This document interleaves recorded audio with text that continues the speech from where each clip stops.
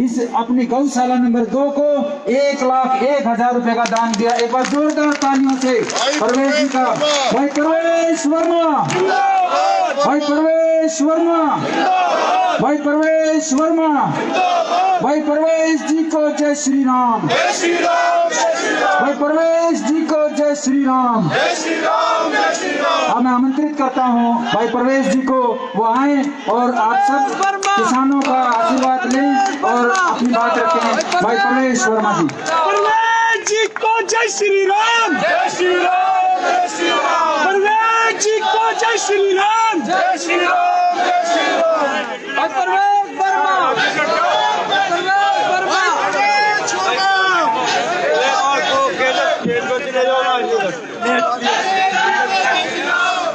बोलो भारत माता की।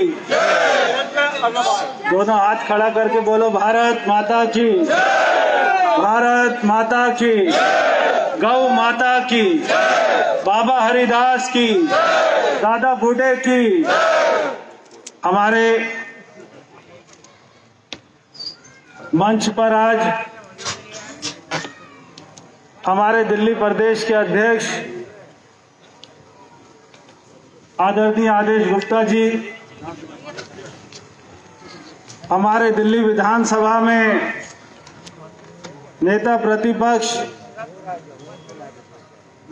और मेरे पिताजी के सहयोगी रहे, उनके साथ में विधायक रहे और लंबे समय से दिल्ली राजनीति में जिनका अनुभव है, ऐसे रामवीर सिंह विधोड़ी जी, हमारे सारे मेरे बुजुर्ग अमर सिंह चेयरमैन जी, करतार सिंह प्रधान जी, ईश्वर सिंह प्रधान जी,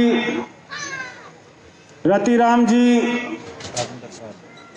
और हमारे झड़ोदा के राजेंद्र साथ जी, हमारे नजफगढ़ जिले के जुझारू अध्यक्ष भाई विजय सोलंकी जी, हमारे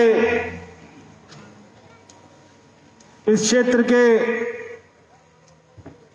मटियाला विधानसभा से विधायक रहे भाई राजेश जी, भाई कृष्ण जी, रमेश सुखंदा जी, सत्येंद्र जी, रमेश गहलोत जी, सुरेंद्र मटियाला जी, हमारे दिल्ली प्रदेश के किसान मोर्चा के अध्यक्ष भाई विनोद जी और सभी मेरे नौजवान साथियों, मेरी बहनों, मैं यहाँ पर आए इस किसान महापंचायत में मेरे बुजुर्गों के चरणों में प्रणाम करता हूँ, आपका अभिनंदन करता हूँ।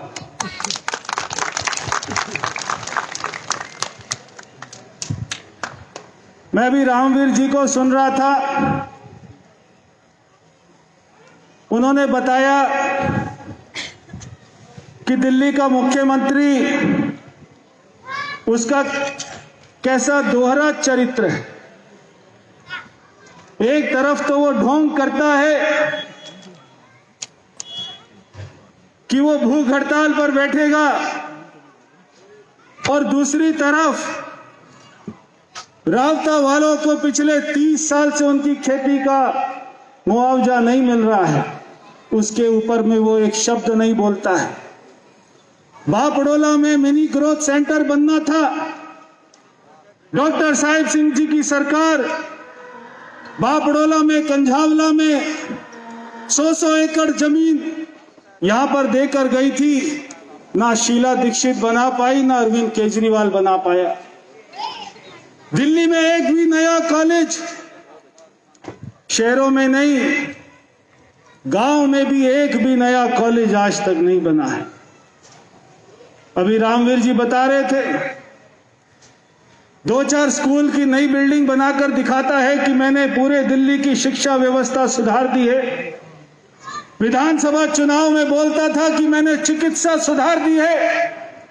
जब कोरोना का समय आया, जब ये बीमारी का समय आया, तो जैसे वो दुम दुबाकर भागता है, वैसे भाग गया और दिल्ली में अगर चिकित्सा की कमान संभाली, अगर हमारे बुजुर्गों को मौत की मुंह में जाने से बचाया, तो हमारे गृह मंत्री अमित शाह जी ने बचाया, जिन्होंने दिल्ली में रातों रात हजारों आईसीयू के बेड बना दिए। रातों रात उन्होंने यहां पर एयरपोर्ट के पास में आर्मी के द्वारा हजारों बेड बना दिए।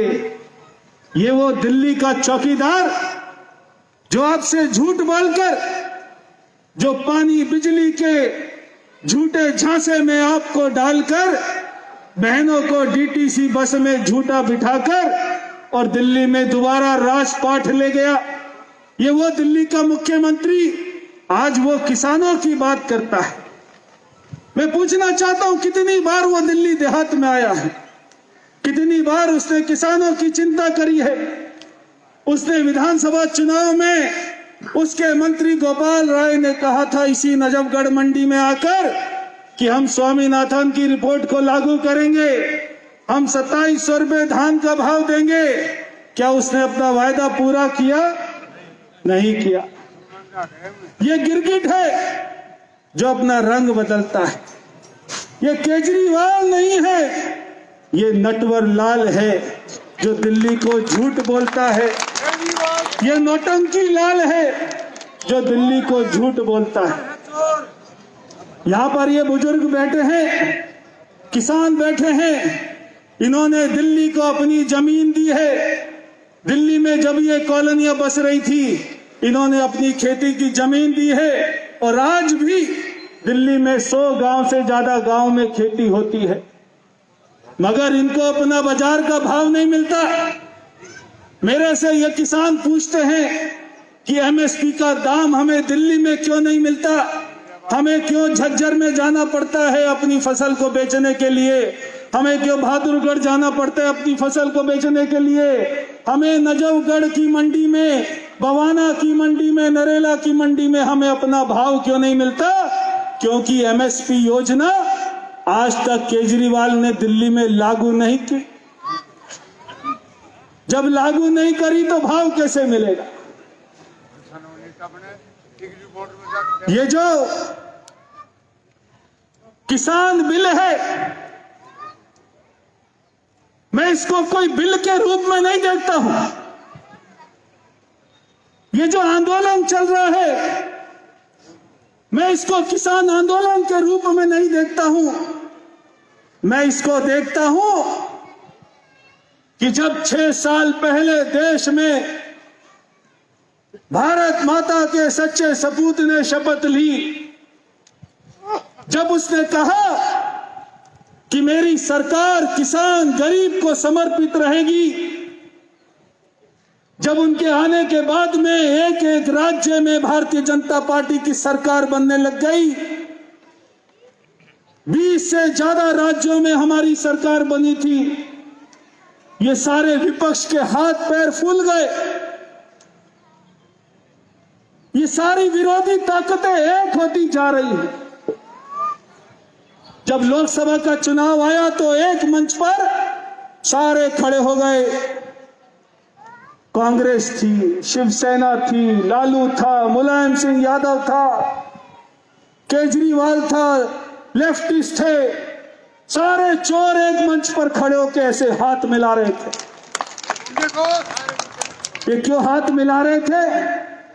उनको मालूम था कि देश का थानेदार, देश का चौकीदार एक ईमानदार प्रधानमंत्री नरेंद्र मोदी बन गया है। अगर हमें अपनी जान बचानी है, अगर हमें अपने घोटालों पर पर्दा डाले रखना है, अगर हमें जेल में नहीं जाना, तो सबको एक होकर रहना पड़ेगा। क्या कोई सोच सकता था? हमारे बुजुर्गों ने अपनी जान दे दी कि वो राम मंदिर का सपना पूरा होते हुए देखे। ये तो हम सौभाग्यशाली हैं कि भगवान ने आज भी हमें जिंदा रखा है और हम राम मंदिर को बनते हुए देख रहे हैं। ये हमारा सौभाग्य है।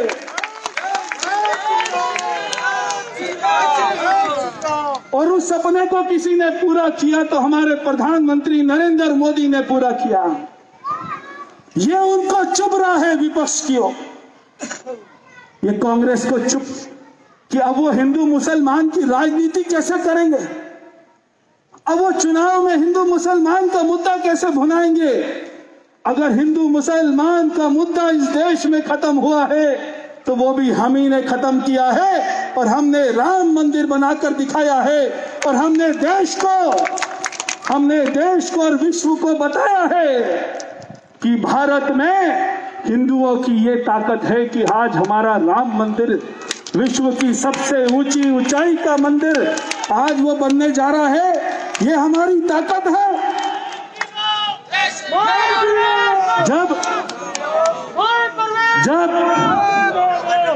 जब 370 हट गया तो सारे कश्मीरी, वहां के लोग जिन्होंने कश्मीरी हिंदुओं को मार के काट के उनकी बहनों के साथ में बलात्कार करके उनके भाइयों के सर पे गोली मारकर कश्मीर से निकाल दिया, जब 370 हटा तो किसके पेट में दर्द हुआ? ये विपक्ष की पार्टियों के पेट में दर्द हुआ। उनको लग रहा था अब कश्मीरी हिंदुओं को वापस जगह मिल जाएगी।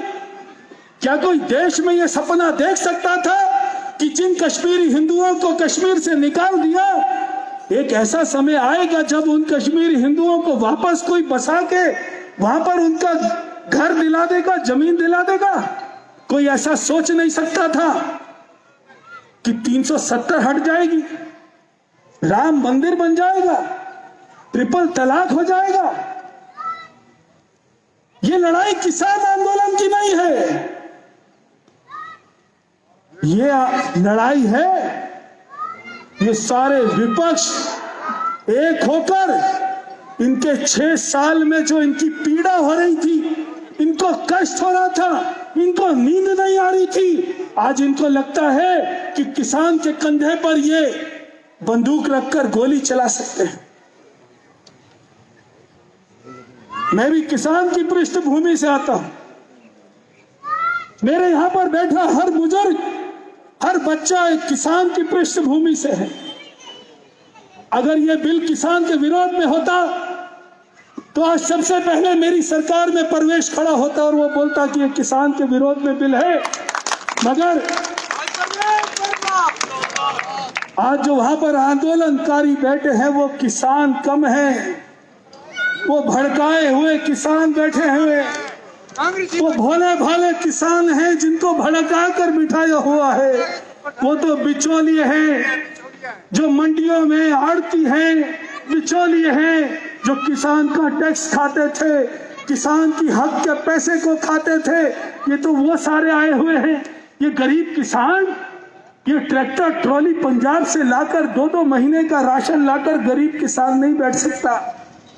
ये तो वो आड़ती है, बिचौलिए हैं, और उनके पीछे ये कांग्रेस की सरकार है, अमरिंदर की सरकार है, ये सारी विपक्षी पार्टियां उनको पैसा दे रही है।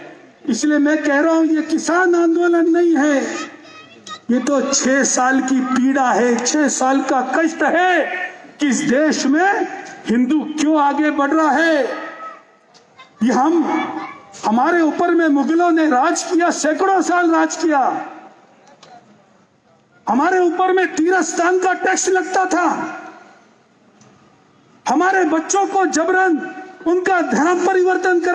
आज हिंदू राष्ट्र आगे बढ़ रहा है। आज मेरे शहीद भगत सिंह का सपना पूरा हो रहा है, रानी झांसी लक्ष्मीबाई का सपना पूरा हो रहा है। तो ये विपक्ष की पार्टियों में पेट में दर्द हो रहा है, इसलिए किसान आंदोलन के रूप में बैठ गई है। मैं पूछना चाहता हूं क्यों चर्चा नहीं कर रहे? अरे मुझसे चर्चा करो भाई।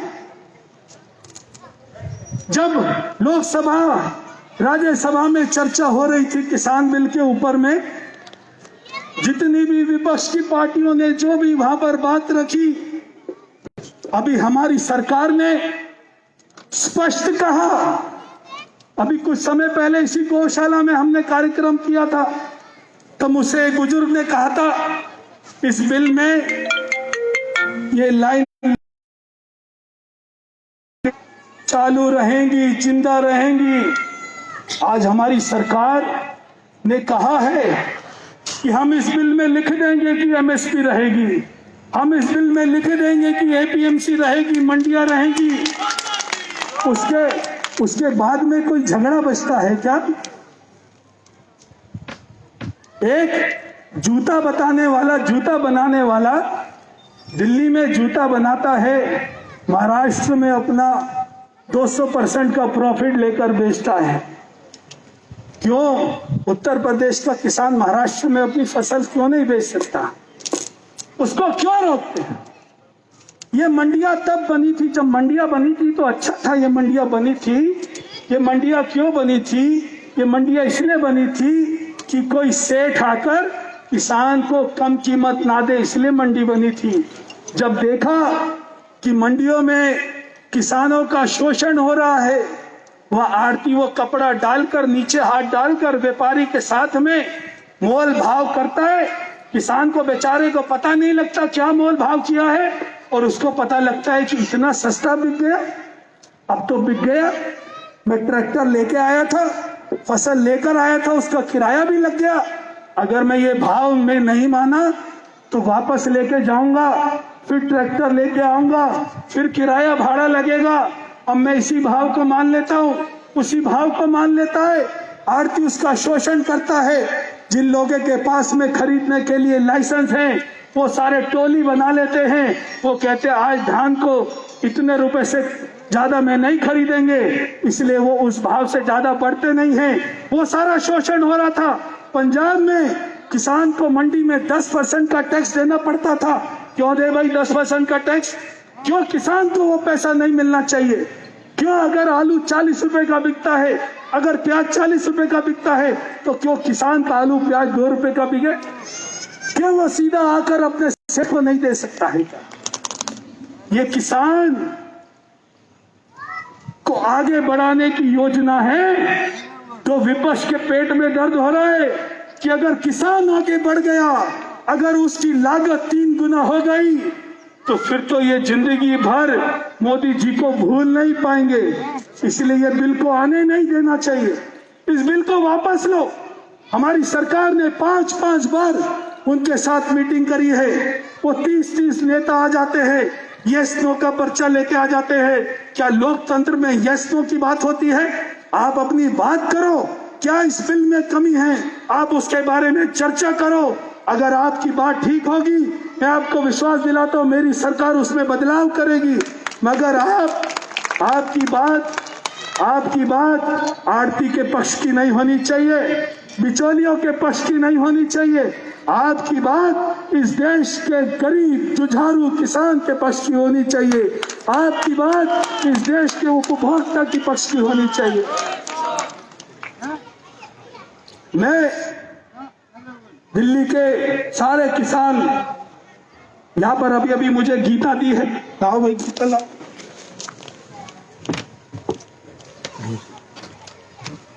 अभी मुझे भगवत गीता भेंट करिए। मैं इस गीता को साक्षी मानकर बोलता हूँ, इस गीता के ऊपर हाथ रखकर बोलता हूँ कि ये जो किसान बिल आया है, ये किसान के हित में है। ये किसान की लागत को 3 गुना करेगा, ये किसान को और खुशहाल करेगा। जय श्री राम। जी को जय श्री राम।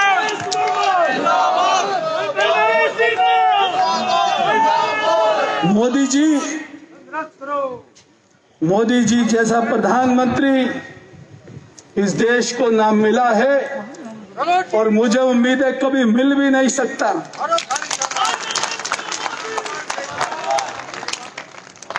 उनको 6 साल हो गए। भगवान उनको लंबी उम्र दे, भगवान उनको अच्छा स्वास्थ्य दे, भगवान उनके इतनी ताकत दे कि वो ऐसे ही काम करते रहें। मैं आपको विश्वास दिला रहा हूं, वो दिन दूर नहीं है जब इस देश का डंडा, जब इस देश की ताकत पूरा विश्व मानेगा। और जो हमारे ऊपर में आंख उठाते हैं ना, वो भी समझ जाएंगे कि हमारी ताकत क्या है। जब इस देश का हिंदू एक होता है, तो वो भी हमारी ताकत को समझ जाएंगे।